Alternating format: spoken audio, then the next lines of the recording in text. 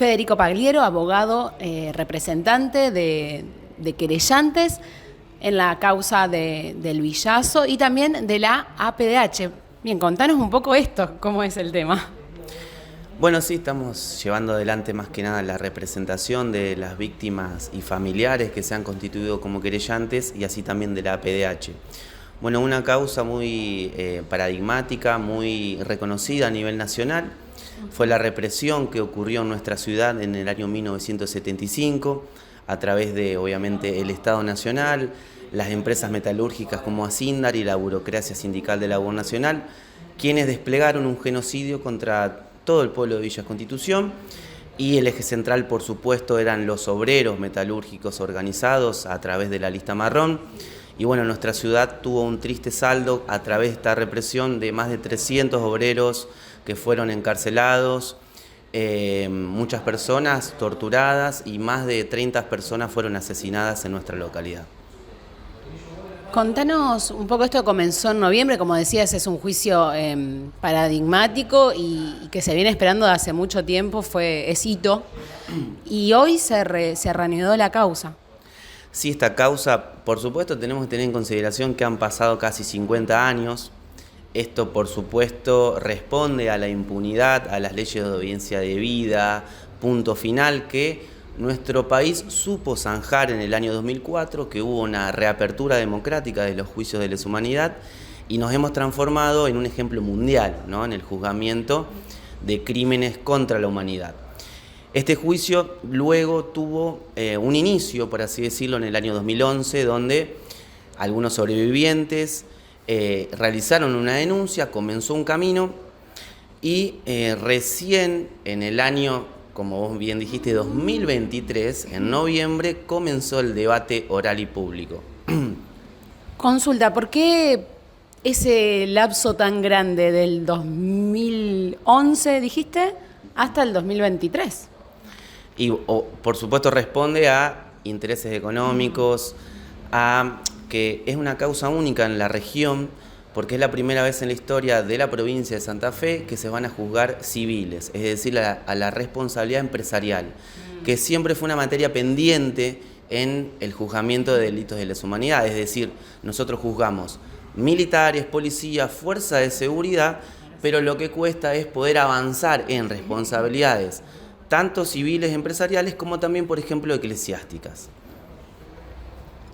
Bien, algo que realmente, como decís, tiene un peso distinto, y ahí entendí un poco más el por qué lo polémico o lo trascendente de esto. Acabas de mencionar instituciones muy radicadas y con mucho poder en Argentina.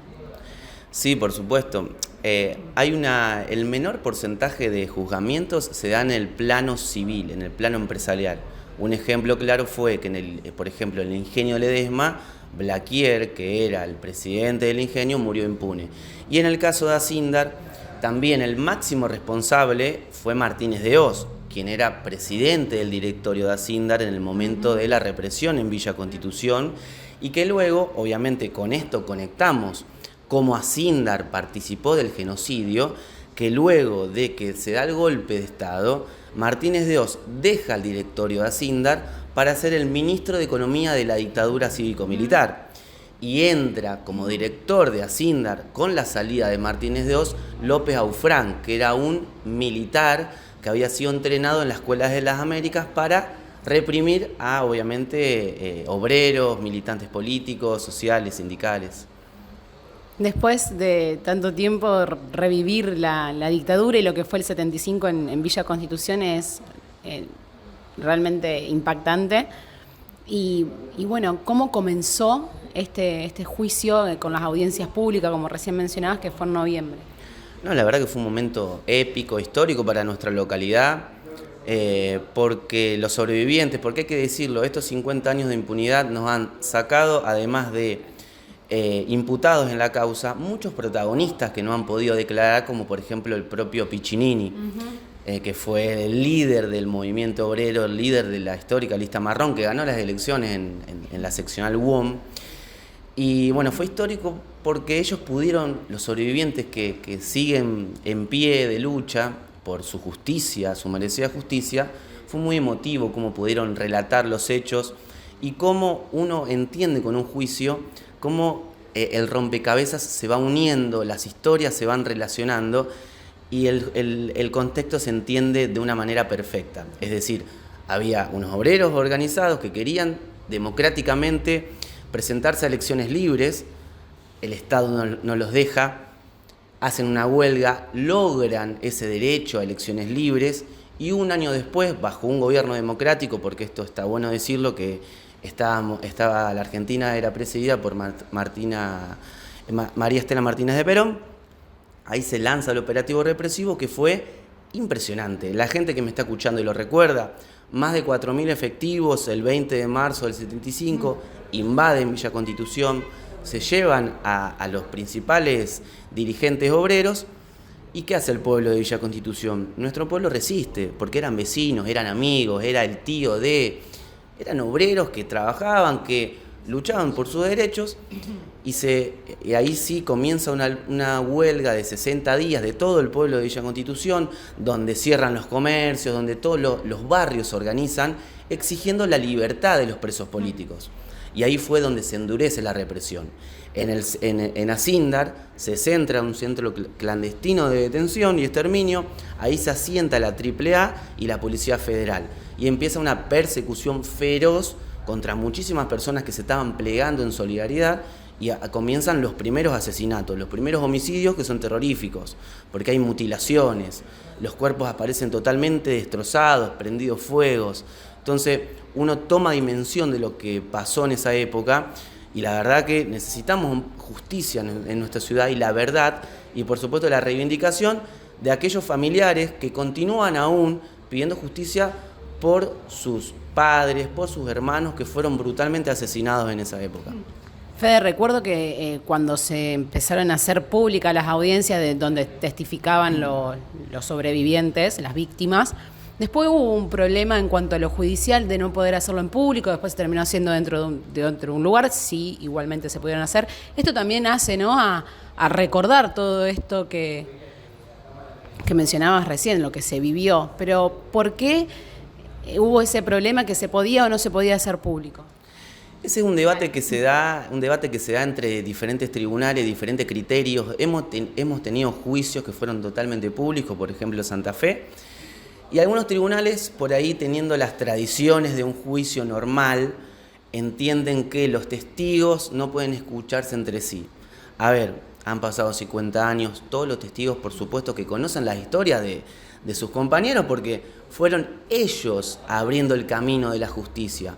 Cuando no había juicios, cuando el Estado no los escuchaba, eran los sobrevivientes, eran los familiares quienes construyeron el primer camino a la justicia. Entonces, bueno, el tribunal nos dice no puede ser público por esta determinación judicial de que los testigos no pueden escucharse entre sí, es una regla en cualquier juicio, claro, pero bueno, nos dieron la posibilidad para que la ciudad de Villa Constitución no quede ajena de poder escuchar el juicio, además de hacerlo en la sala de Villa, que entran muy poquitas personas en la sala del tribunal, más o menos 30 personas, se habilitan otros espacios. Este lunes que se reanuda las testimoniales,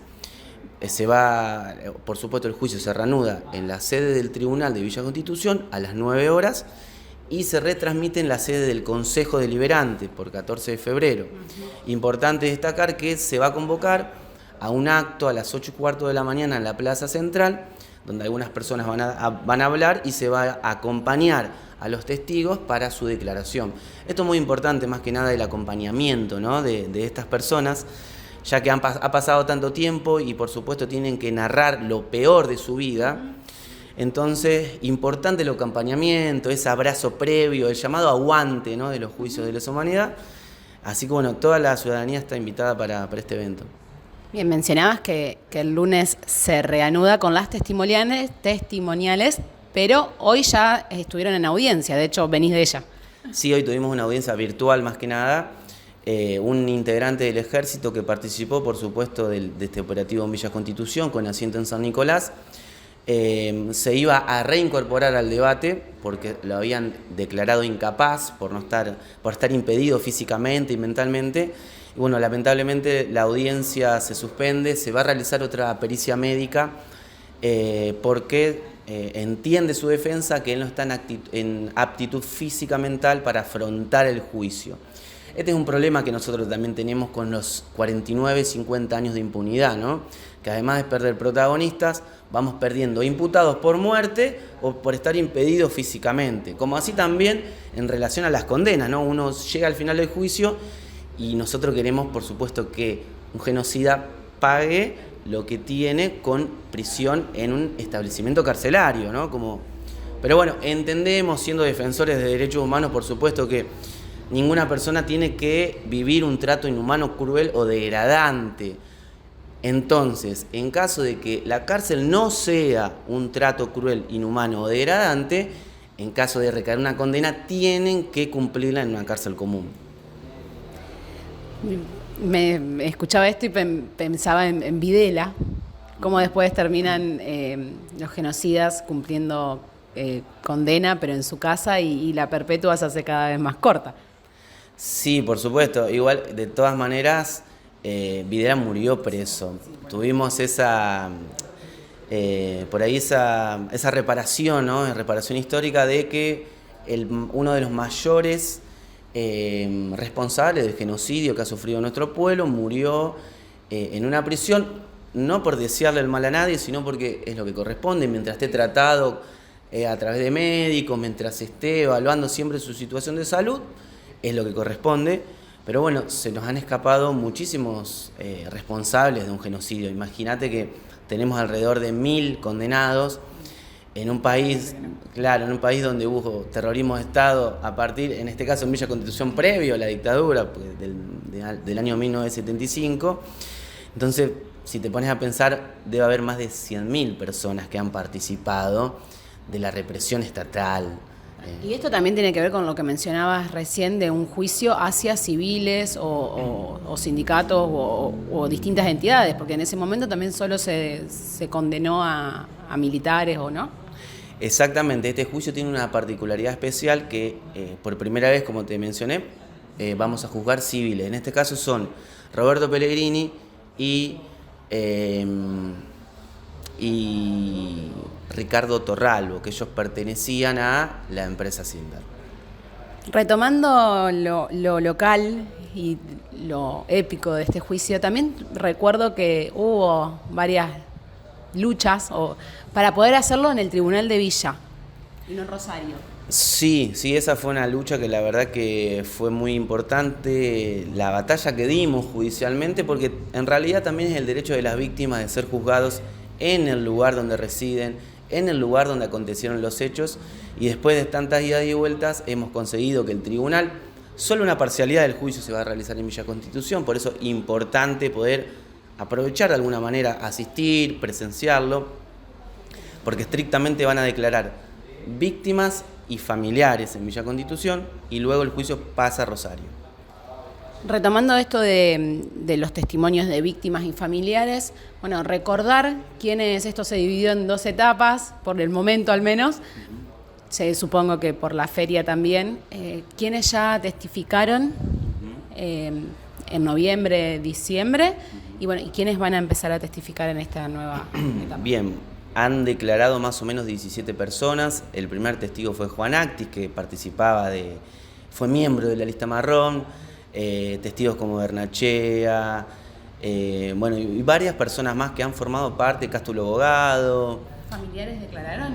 Familiares aún no han declarado. Primero pasamos la etapa de los protagonistas, es decir, sobrevivientes. Este lunes va a declarar Jorge Martín, que pertenece al grupo de Memoria y Verdad y Justicia por el Villazo, aquí de Villa Constitución, que tiene, por supuesto, es uno de los principales personas que están empujando, por supuesto, para este juzgamiento.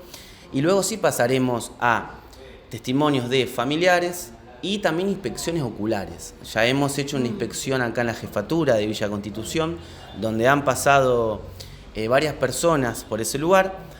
La inspección...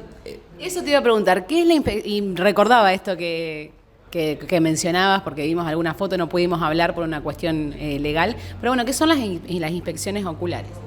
Es que el tribunal toma en primera persona lugares donde ocurrieron los hechos traídos a juicio. ¿Qué hacemos con los 50 años que pasaron? Bueno, los lugares por supuesto fueron modificados, pero bueno, el testimonio de la jefatura fue muy importante porque tanto Juan Actis como Simonovich, Juárez pudieron dar cuenta de el lugar enclavado, donde habían estado, ¿no? En la parte de la jefatura, la cercanía de la Iglesia Católica, con la participación, por supuesto, de quien en ese momento era párroco, con tanto haciendo ruido, poniendo música, mientras estaban golpeando a los detenidos, que ya deja de ser fábula para hacer un real. Sí, es un relato judicial en este momento. Y bueno, también se van a hacer inspecciones oculares en la seccional, en la UOM Vieja de Villa Constitución, que queda al lado del Alto Paraná, por calle San Martín. Ahí era el local de la UOM Villa Constitución y fue tomado por la UON a nivel nacional, por la Policía Federal, y funcionó también como centro clandestino de detención. Se va a inspeccionar, por supuesto, la fábrica Sindar, que bueno, por supuesto esa va a ser una de las inspecciones más importantes por lo que significa Sindar, por haber sido uno de los actores principales en la represión. Hay que tener en cuenta, como dije, que ahí estaba acantonada la Policía Federal, la AAA, funcionaba como un cuartel militar la propia empresa, como para tener en cuenta que el plan económico que se impuso fue a través de este genocidio. Y donde estaba el centro clandestino, que hoy tiene un cartel donde hace memoria eso, ¿no? Sí, fue señalizado en el año, si mal no recuerdo, 2022, por la Secretaría de Derechos Humanos de la Nación. Pero bueno, ese centro clandestino, ese lugar que se llama Albergue de Solteros, fue derrumbado, fue destruido por la empresa. De una manera, por supuesto, uno da cuenta cómo se quieren borrar pruebas, cómo la impunidad llega a algunos límites de siempre el Estado o las participaciones empresariales borran pruebas, eliminan rastros. ¿Y esto cómo impacta digamos, en el desarrollo de la causa del juicio, que, por ejemplo, este lugar tan importante ya no exista? Bueno, en nuestro país, como te dije, que es ejemplo a nivel mundial en el juzgamiento de estos delitos, tiene un criterio en relación a los testimonios de las víctimas de lesa humanidad, que es la prueba esencial de estos delitos. Es decir, que acreditando el testimonio de ellos que dan cuenta de su paso por ese lugar, teniendo en consideración que existen planos, que ya está acreditado que ese lugar existía, va a quedar acreditado, por supuesto, lo que aconteció en ese espacio, más allá de no existir actualmente. Bien, mencionábamos que van a seguir testificando a partir del lunes, y también hay otras pruebas oculares, inspecciones oculares. ¿Y qué más se espera para este juicio tan importante? Mira, luego de las testimoniales, que nos faltan alrededor de 200 testigos, falta bastante, el juicio todo este año vamos a transitarlo el juicio. Más allá de que en una primera etapa testimonian más que nada los actores principales, luego los familiares. Cuando se termina la etapa probatoria se pasa a la etapa de alegatos, que es que cada parte, es decir, por ejemplo, nuestra querella va a dar la teoría del caso y va a solicitar las penas correspondientes a cada uno de los imputados. Luego de eso se pasa un veredicto, que sería ya una sentencia, donde, por supuesto, además de las penas que pueden tener estos involucrados, se pueden solicitar otro tipo de reivindicaciones, ¿no?, a lo que fue el genocidio que sufrió nuestra ciudad. En este caso el juicio es obviamente penal, pero puede en algún momento tornarse civil, como recién mencionaba, otro tipo de reivindicación. No, este juicio es penal, no tiene ninguna significancia económica, solamente, por ejemplo, reivindicación, ¿A qué te refieres? me refiero a reivindicación de poner alguna placa, que la historia del genocidio ocurrido aquí sea materia curricular en las instituciones educativas, que el Consejo pueda establecer un día de memoria a través de una orden judicial. Es decir, habilita a muchísimas instancias que obviamente las partes son las que tienen que impulsarlo. Por supuesto, no estoy adelantando nuestra teoría del caso, pero estamos pensando, por supuesto, en algunas solicitudes que serían por fuera de la solicitud penal. Federico, la verdad que es increíble. Uno parece que pasó hace tanto tiempo, mucho, bueno, yo no lo viví, entonces traerlo y vivirlo a través de los testimonios creo que para toda la comunidad villense es histórico, épico, conmovedor. Y me gustaría que recuerdes lo que va a pasar el lunes.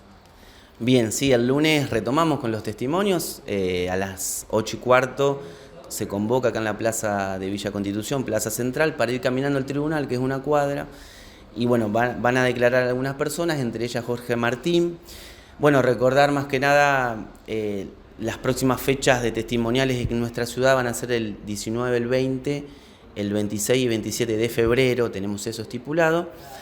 Bueno, y más que nada, para cerrar, si te parece, reconocer, ¿no?, la historia, el recorrido de tanto los sobrevivientes como los familiares, que se ha demorado 50 años la justicia en poder llegar a este momento. Y bueno, es también tarea ahora de la comunidad poder tomarlo, poder acompañar, poder estar, aunque sea un ratito en la audiencia. Y bueno, es una escuela estar ahí, porque uno va conociendo todo lo que pasó en nuestra localidad. Uno se va encontrando con vecinos, con un amigo con algún hecho que aconteció a una cuadra de tu casa. Entonces es la historia que pasó en nuestra ciudad, que es muy intensa y que la estamos viviendo en pocos meses.